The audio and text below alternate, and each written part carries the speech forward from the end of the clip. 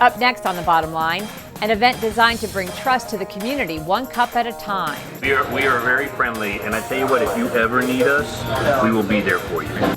A community awareness forum to address a county-wide epidemic. Educate through awareness, through real-life cases, through real-life tragedies, so other good families don't have to go through what so many families have gone through. And we'll meet the man behind a local business that challenges its customers by example.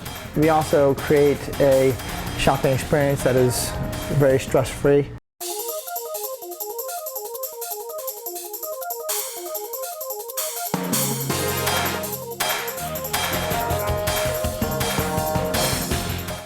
Thanks for watching, everyone. I'm Susan Kennedy. Community policing is a strategy that focuses on police building ties and working closely with members of their community. Law enforcement agencies across the country are working these days even harder to earn that trust. And recently in Damascus, Montgomery County Police and residents got together and found common ground.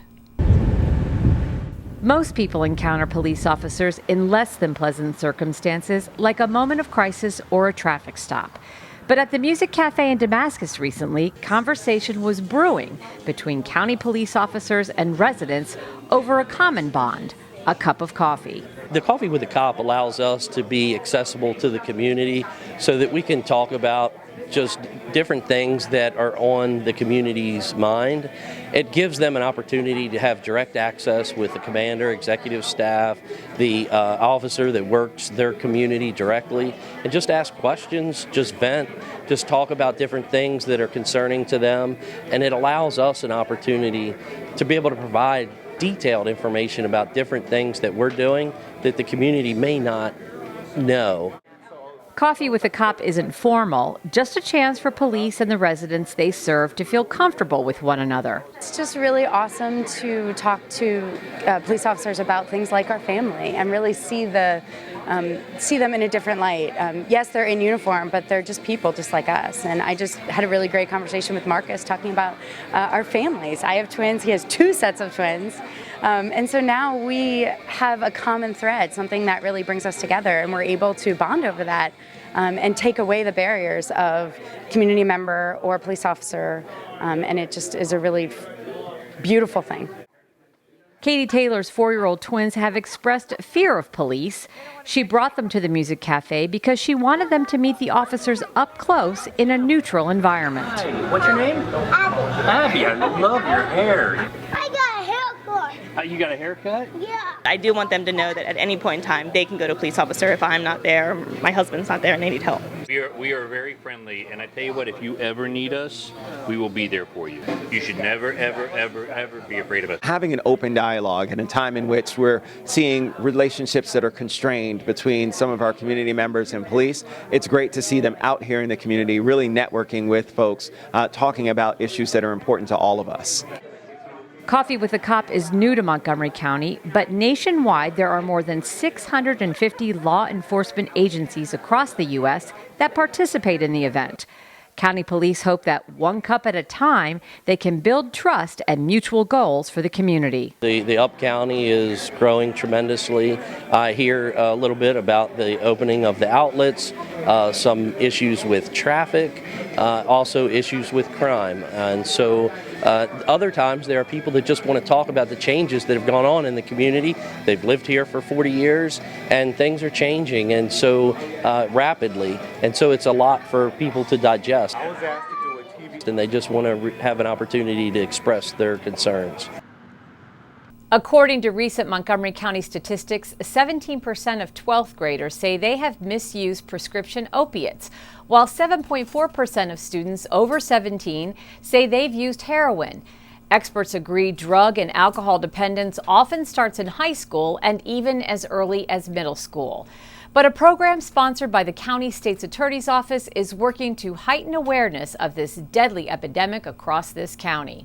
Thank you very much. In February of last year, Governor Larry Hogan announced the establishment of the Heroin and Opioid Emergency Task Force. I intend to declare a state of emergency here in Maryland. designed to support efforts to address the state's growing opioid epidemic. Not just Montgomery County, it's not urban areas, but everywhere in our state, suburban and even rural areas, our smallest counties, it's the #1 problem they're faced with. Prescription drug addiction has been deemed an epidemic. As part of that outreach, the Montgomery County State's Attorney's Office put together a program to educate the public about this growing trend. So Speak Up, Save a Life is really here, and it's a creation of all of ours together. The goal of Speak Up, Save a Life is to educate about the problem, educate through awareness, through real life cases, through real life tragedies, so other good families don't have to go through what so many families have gone through. Oakdale Church in Olney was where the most recent forum took place. Everybody working together for the common cause. We're here because we're in crisis. Chaikin has taken this message on the road and has hit more than a dozen county schools since he started last year. We need a holistic approach to look at this from not just a medical, legal, and moral perspective, but from a family perspective. What can we do together? Together we're strong. Individually, when under the influence or suffering in this condition, we're weak. We need to work together. We need to identify people in our family and our community that may have a problem and think of the right way to help them. Overdoses in our community. And Dr. Michael Kerr is in charge of the ER at Montgomery MedStar. He says the number of patients who come to their facility with opioid issues is on the rise. And his message to the audience is this is no longer someone else's problem. It can happen to anybody, anywhere, and this is our community. That this is something we are dealing with on a daily basis here in the emergency department, and in the suburbs, it's the worst. Now that it's come out to the suburbs, and the issue is, athlete injuries put on painkillers, and you see the ruined lives, this has taken on, I'd say, a new urgency. Good evening, everyone. One of the speakers at the forum is Leah Edgecombe. When she was a freshman in high school, she went to a friend's house and snorted heroin and experienced a reaction that left her a paraplegic. She and her mother, Lisa, have made it their mission to warn teens to stay away from drugs. I want every teenager to make the best choices that they can. I feel like I don't have the answers either. So we're all just trying to make it by, and I just want, I want to help. When they told me it was heroin, and I was completely just caught off guard. But I didn't think it was out there like that. And I want to, as a parent, let other parents know that it is out there. It's rampant, and nobody's exempt for it. I thought I was doing everything right. Assistant Police Chief Luther Reynolds has taken a special interest in Leah and her quest, helping her family build a ramp at their home after she was released from the hospital. So what Leah's doing is making a difference, and that's so exciting. If I could say anything to her or anybody else, every one of those conversations has an impact. My kids, because they saw Leah, it's very personal. They don't want to be in that position, and they know that that's avoidable, and Leah says that. What would you say to somebody, whether they be a high school student or a college student, that was thinking about experimenting with heroin or a prescription drug? Is it worth it or not? Absolutely not. This didn't have to happen. I made a decision. It was a bad decision, and look what happened to me. Don't let it happen to you. It's powerful when you hear that. I know sometimes you get a little bit of doubt about the impact you're making, but it's great and it's awesome, and we appreciate you so much. Thank you both for what you do, for your strength. Thank you. Owning your own company is a lifelong dream for plenty of folks, but one Montgomery County resident fulfilled that dream at the age of 22. And today, after more than 30 years in the business, this unconventional entrepreneur got to the top by sticking to the basics. For the better part of his life, Scott Nash has been an unconventional thinker. Raised in a liberal household where his father was a professor at the University of Maryland, he wasn't the studious type, but he decided to give college a try after he was given a scholarship. But I went there and I didn't like it, and the books were hard to read. I didn't find a lot of interest in the required classes I had to take. I felt like an outsider pretty much, and I didn't like being there. So I quit after a couple years. It came as no surprise when he left the university, but what happened next would shape his future in a way he could have never imagined. Today, Scott Nash is the founder and CEO of Mom's Organic Market, a business he started in his mother's garage. That went on for 2 years, and then I moved to Rockville in 1990, where on Monday and Tuesday I did mail order, on Wednesday and Thursday I did home delivery, and then Friday, Saturday, and Sunday I finally opened to the public for retail. His retail business officially became Mom's Organic Market in 1996. The first store opened in Rockville on Park Lawn Drive. Today, there are 16 Mom's Markets. We have Philly coming, White Marsh coming later this year. Located in Maryland, Virginia, the District, Pennsylvania, and New Jersey. Business is booming. I'm very lucky in that I got into an industry in 1987 that has grown double digits every year. Now, I think when I got into this, like in the whole DC area, I think organic food sales were like less than like 10 million for the whole region. I think right now with all the Whole Foods and us and people, it's probably more like 2 or 3 billion. He says for about 20 years he wasn't the best entrepreneur. He took most of the profit from the business and invested it in more stores and inventory.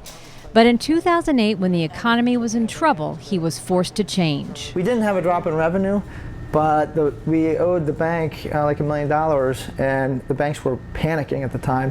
And our loan was coming due like in 8 months, and I called them to make sure they were going to renew it, and they weren't even calling me back.